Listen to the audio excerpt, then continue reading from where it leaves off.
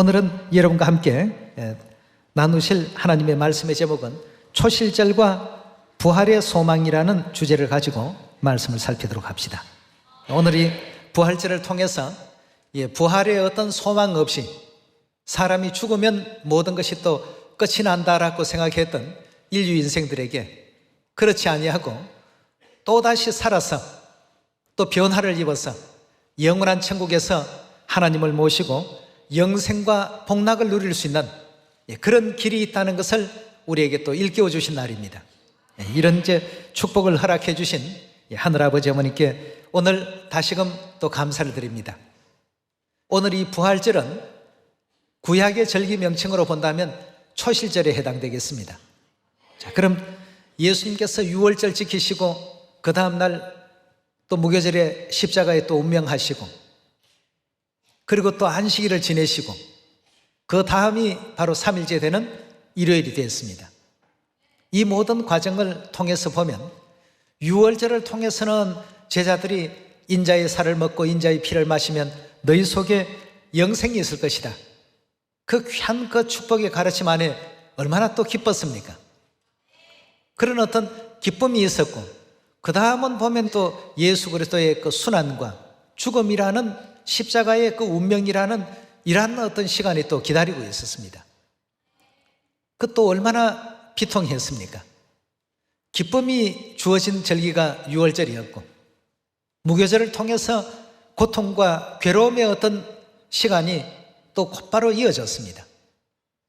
그런 연후에 부활이라는 이 영광을 맞이하고 보니까 이 부활은 모든 그 당시 초대교회 성도들이나 예수님의 제자들에게 있어서 엄청난 희망의 어떤 메시지였다고 볼 수가 있겠습니다. 그러니까 그 이후로는 하나님의 그 자녀들이 복음을 전파하는 곳마다 이 부활에 대한 내용은 꼭 같이 전했습니다. 세상 사람들은 태어나서 죽으면 모든 것이 다 끝이 나는 줄 알고 있었지만 그런 것이 아니라 우리 예수님을 믿으면 오늘날 이 성령시대는 아버지 안성님 새 예루살렘 하늘 어머니를 믿는 모든 자들은 죽어도 어떻게 된다고요? 살겠고 살아서 하나님을 까지 믿는 자는 변화를 입고 영원히 사는 그런 어떤 천국길로 인도함을 받는다라고 하는 이런 메시지가 믿지 않는 모든 그 사망의 권세에 사로잡혀 살고 있었던 모든 백성들에게 신속히 전파가 되었던 것입니다. 그래서 많은 사람들이 그리스도의 부활의 소식을 전해 들으면서 모두가 또 부활에 대한 믿음을 갖게 되었고 그래서 죄와 사망의 사슬에서 죽을 수밖에 없었던 그들에게 이렇게 세월이 빨리 지나가는데 이렇게 나이가 빨리 먹는데 죽고 나면 아무것도 아닌 것 인생이 너무 허망하다 이렇게 생각했던 사람도 부활에 대한 어떤 소망과 부활 이후에 장차올 영원한 천국에 대한 그런 소식을 전해 듣게 되니까 그때부터는 이제 힘이 나기 시작했죠. 야, 우리의 참 삶의 본질이 바로 여기에 있었구나. 이 땅에서 잠깐 사는 이 삶이 우리의 진정한 본질의 삶이 아니었고 잠시 스쳐가는 나그네적인 어떤 삶이었구나 하는 것을 이제 올바르게 깨닫게 해주신 절기가 바로 이 부활절이라고 볼 수 있겠습니다. 그래서 이 부활절 절기의 그 유래도 분명히 우리가 아셔야 되겠고 또 그리스도께서 죽은 자 가운데 왜 3일 만에 즉 일요일 날 왜 부활하시게 되었는가 그것도 전부 이유가 있죠. 그 이유들을 우리 또 초실절 속에서 한번 찾아가 보도록 하겠습니다. 자, 먼저 초실절이라는 이 부활절 구약의 그 절기가 생성된 유래에 대해서 출애굽기 14장 1절의 말씀 함께 보도록 합니다. 여호와께서 모세에게 일러 가라사대 이스라엘 자손을 명하여 돌쳐서 바다와 믹돌 사이에 바히롯 앞 곧 바알스본 맞은편 바닷가에 장막을 치게 하라. 바로가 이스라엘 자손에 대하여 말하기를 그들이 그 땅에 아득하여 광야에 갇힌 바 되었다 할지라. 내가 바로의 마음을 강팍케 한즉 바로가 그들의 뒤를 따르리니 내가 그와 그 온 군대를 인하여 영광을 얻어 애굽 사람으로 나를 여호와인 줄 알게 하리라 하시매 무리가 그대로 행하니라. 포기 백성의 도망한 것을 애굽 왕에게 고하며 바로와 그 신하들이 백성에 대하여 마음이 변하여 가로되 우리가 어찌 이같이 하여 우리를 섬김에서 놓아 보내었는고 하고 바로가 곧 그 병거를 갖추고 그 백성을 데리고 갈새 특별 병거 600성과 애굽의 모든 병거를 발하니 장관들이 다 거느렸더라 고 했습니다. 자, 유월절을 이스라엘 백성들이 이제 은혜롭게 잘 지키고 애굽 땅에서는 장자를 멸하는 이와 같은 그 재앙이 또 임하게 되었고 유월절 지킨 이스라엘 고센 지역은 참으로 같은 애굽 땅이었지만 전혀 어떤 형벌도 받지 아니하는 모든 재앙이 다 넘어간 놀라운 역사가 있었습니다. 이 정월 14일 밤에 유월절을 그렇게 지키고 15일 무교절 날 전부 애굽 땅에서 출발을 했습니다. 출발을 했는데 가다가 보니까 앞에는 홍해 바다가 가로막고 있고 뒤에는 또 바로 왕이 마음이 변해서 놓아주었던 이스라엘 백성들을 다시 잡아들이라는 이와 같은 명을 내림과 더불어서 자신이 직접 이제 군대를 지휘해서 이스라엘 백성들을 잡기 위해서 추적에 나섰던 것입니다. 앞에는 홍해 바다고 뒤에는 애국 군대가 쳐들어오니까 이스라엘 백성들은 굉장히 참 난감했는데 하나님께서 모세를 통해서 지팡이를 홍해 바다로 내밀게 하시고 홍해를 육지같이 길같이 전부 갈라놓으시게 됐던 것이죠. 이 바닷물이 양쪽에 이제 벽이 되어서 일어서고 이스라엘 백성들은 그 사이에 은혜롭게 건너가게끔 하셨습니다. 이렇게 해서 이스라엘 모든 백성들이 홍해 바다를 무사히 다 건넌 그날이 바로 무슨 날이냐 하면 일요일입니다.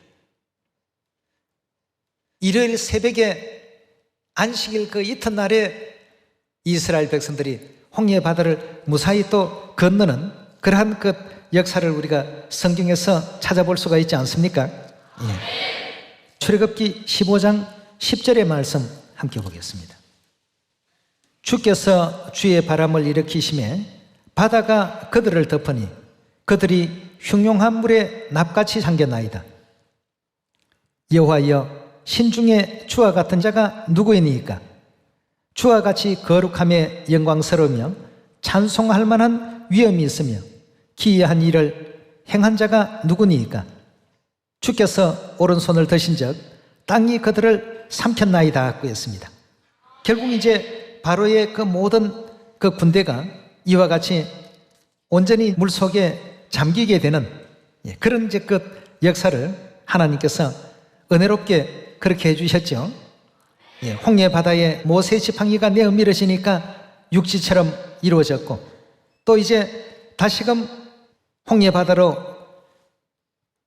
지팡이를 내밀 때 그 갈라졌던 바닷물이 합수가 되어서 애국 군대를 거기에서 전몰시키는 이런 은혜의 역사가 일어났습니다. 14장 21절에 가서 말씀 다시 한번 보도록 합시다. 모세가 바다 위로 손을 내어 민데 여호와께서 큰 동풍으로 밤새도록 바닷물을 물러가게 하시니 물이 갈라져 바다가 마른 땅이 된지라. 이스라엘 자손이 바다 가운데 육지로 행하고 물은 그들의 좌우에 벽이 되니 애굽 사람들과 바로의 말들 병거들과 그 마병들이 다 그 뒤를 쫓아 바다 가운데 들어오는지라. 새벽에, 자 여기도 보니까 이제 새벽에 이스라엘 백성들이 홍해를 무사히 건너는 장면들을 보도록 합시다. 여호와께서 불구름 기둥 가운데 애국 군대를 보시고 그 군대를 어지럽게 하시며 그 병거 바퀴가 벗겨져 달리게 극난하게 하시니 애굽 사람들이 가로되 이스라엘 앞에서 우리가 도망하자. 여호와가 그들을 위하여 싸워서 애굽 사람을 치는도다. 여호와께서 모세에게 이르시되 내 손을 바다 위로 내어 밀어 물이 애굽 사람들과 병거와 마병들 위에 흐르게 하라 하시니 모세가 손을 바다 위로 내어 밀매 새벽에 미쳐 바닷물이 그 세력을 회복한지라. 애굽 사람들이 물을 거스려 도망하나 여호와께서 애굽 사람들을 바다 가운데 엎으시니 물이 다시 흘러 병거들과 기병들을 덮되 그들의 뒤를 쫓아 바다에 들어간 바로의 군대를 다 덮고 하나도 남기지 아니하였더라. 그러나 이스라엘 자손은 바다 가운데 육지로 향하였고 물이 좌우에 벽이 되었더라. 그날에 여호와께서 이같이 이스라엘을 애굽 사람의 손에 구원하시며 이스라엘이 바닷가에 애굽 사람들의 시체를 봤더라 하고 했습니다.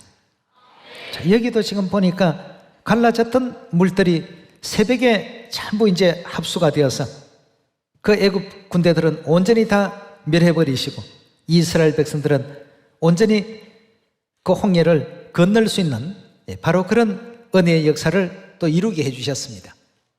이 날을 이제 잊지 않도록 하게 하기 위해서 하나님께서는 매년 초실절이라는 절기를 정해주시고 해마다 초실절은 안식일 지난 다음 날에 행하도록 그렇게 했습니다. 오늘 이제 우리가 일요일 예배를 드리니까 하나님의 교회도 왜 일요일 날 예배를 보지? 우리 진리에 대해서 잘 이해하지 못하는 분들은 그런 생각을 합니다만 오늘은 안식일 예배와는 전혀 무관한 초실절, 즉 부활절 예배입니다. 부활절은 해마다 그래서 일요일에 들도록 하나님께서 그렇게 해놓으셨습니다. 오늘의 그 부활의 그 의미를 구약과 신약을 연결해서 확인해 보도록 합시다. 레위기서 23장 9절에 가서 말씀 봅시다. 여호와께서 모세에게 일러 가라사대 이스라엘 자손에게 과히 이르라. 너희는 내가 너희에게 주는 땅에 들어가 너희 곡물을 거둘 때에 위선 너희 곡물에 무엇을요? 첫 이삭 한 단을, 첫 이삭이라는 의미에서 처음 초자에 열매 실자를 써서 초실절이라고 이렇게 명칭이 붙여졌습니다. 제사장에게 가져갈 것이요 제사장은 너희를 위하여 그 단을 여호와 앞에 연납되도록 흔들되 그 흔드는 날이 언제라고요? 안식일 이튿날에 반드시 안식일 이튿날이면 오늘날 요일 제도로 본다면 무슨 요일에 해당됩니까? 예. 안식일은 토요일이니까 토요일 그 이튿날이 된다면 반드시 이 날만큼은 일요일에 집행되었던 절기가 되는 것입니다. 그리스도께서도 초실절의 제물이 되셨기 때문에 반드시 일요일 날 부활을 하도록 그렇게 되어 있었습니다. 안식일 그 다음 날 부활하도록 그렇게 성경에 이미 3,500년 전 예언 가운데 명시가 되어 있었던 것입니다. 유래는 이스라엘 백성들이 홍해를 다 건너던 바로 그 일요일 새벽에 홍해를 건넜던 것이 유래가 되었고 또 하나님께서 절기의 어떤 구약의 제사 의식으로는 반드시 안식일 이튿날에 처음 익은 열매 한 단을 거두어서 그것을 들고 하늘을 향해서 흔드는 그걸 이제 흔든다고 해서 흔들 요자를 써서 요제절이라고도 표현합니다. 또 든다고 해서 들거자를 써서 거제절이라고도 표현하죠. 예. 그 처음 익은 열매를 하나님께 드리는 절기다고 해서 초실절이라고도 했습니다.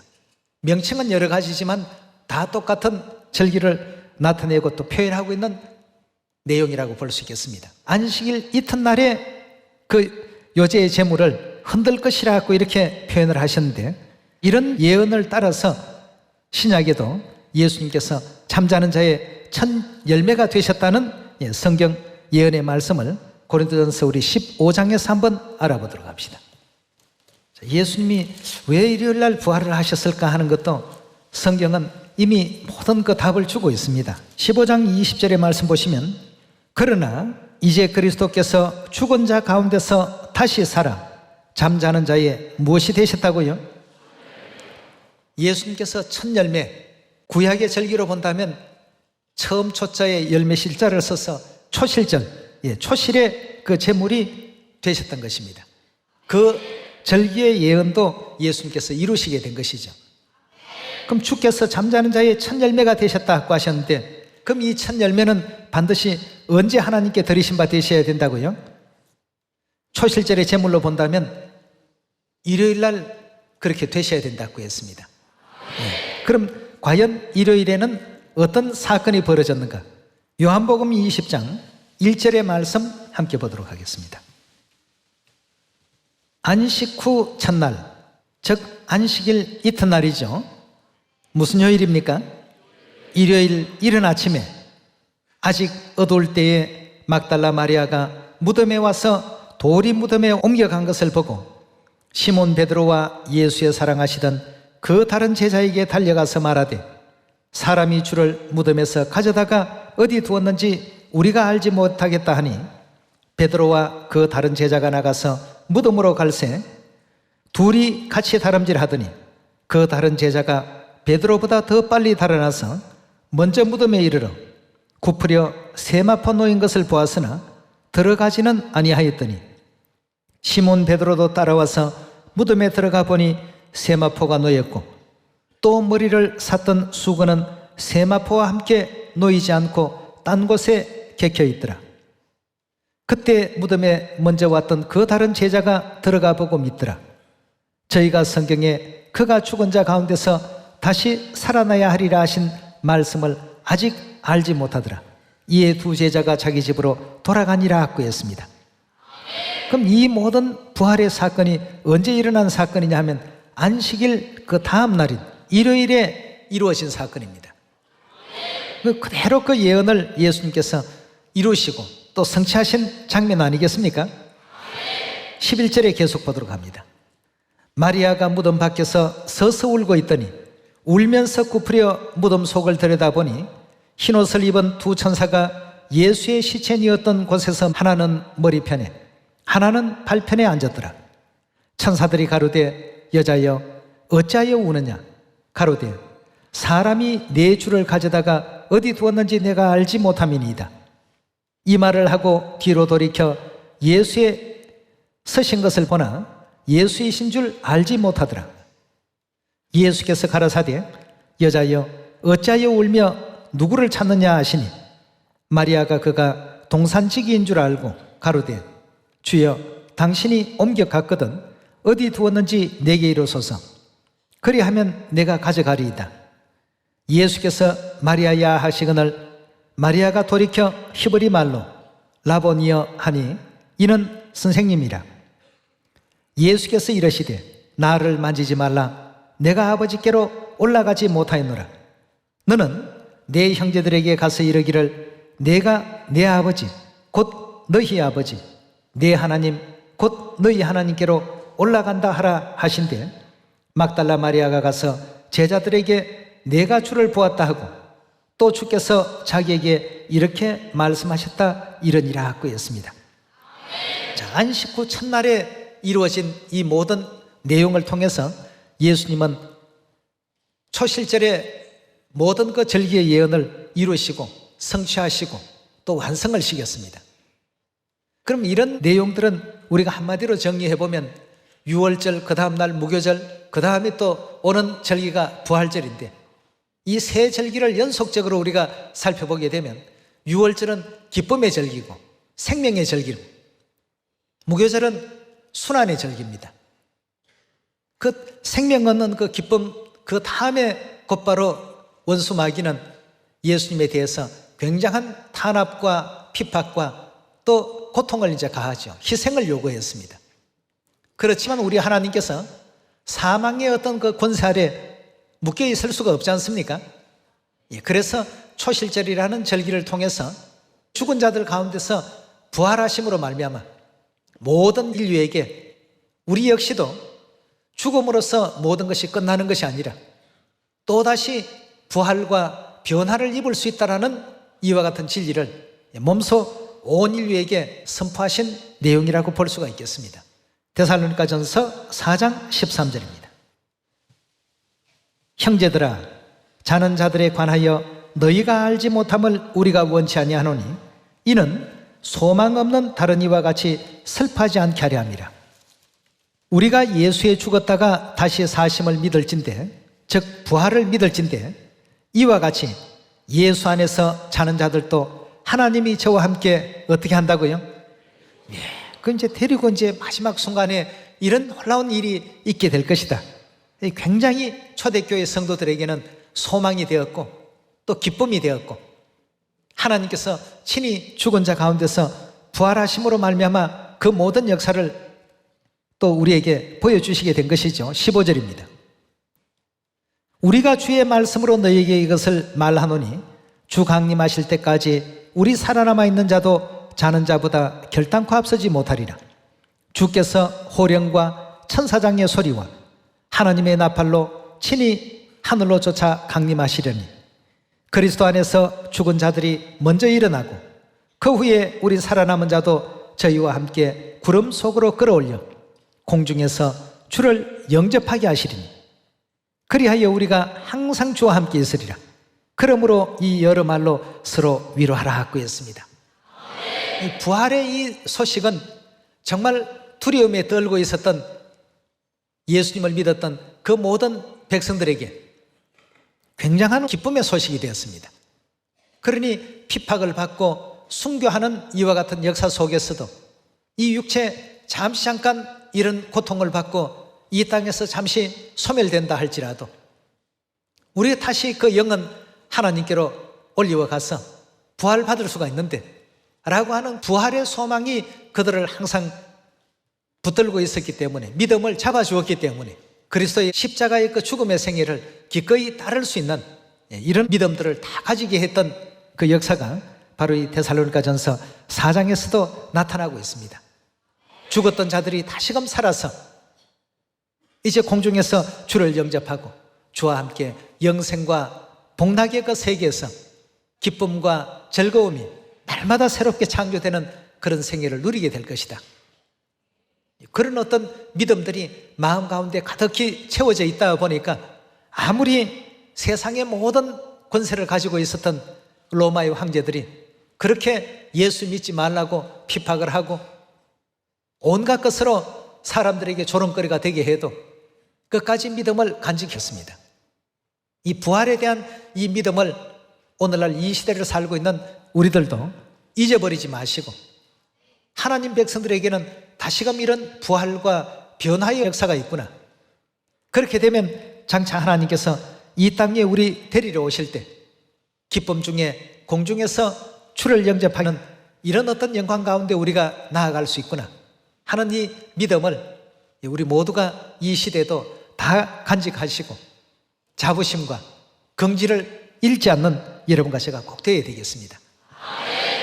이 부활의 소망을 가진 우리들로서 이제 죽은 자들은 마지막 나팔의 그 순간에 호련히 부활을 하게 될 것이고 살아서 주를 영접할 사람들은 변화를 입어서 같은 천사의 그 몸으로 변모되는 것입니다. 그렇게 해서 공중에서 주를 또 영접하고 주와 더불어 세세무궁토록 하나님의 나라에서 그동안의 모든 아픔 또 괴로움, 고통, 슬픔 이 모든 것을 다 뒤로 하고 이제는 날마다 하나님께서 새롭게 창조해 주실 기쁨과 즐거움의 어떤 그 시간이 우리 모두에게 부여된다는 것입니다. 그래서 오늘 이 부활은 그리스도의 십자가의 희생으로 말미암아서 초대교회의 모든 성도들은 낙담하고 또 좌절하고 모든 희망이 건절되어 버린 이와 같은 그들의 그 심령에 굉장한 믿음의 활기와 자랑거리를 만들어 주신 그런 날이 바로 오늘 이 부활절입니다. 이 믿음을 오늘 이 부활절을 통해서 다시 한번 되새기면서 영원한 천국 소망을 더 많이 갖는 은혜롭고 아름다운 절기가 되길 바라겠습니다.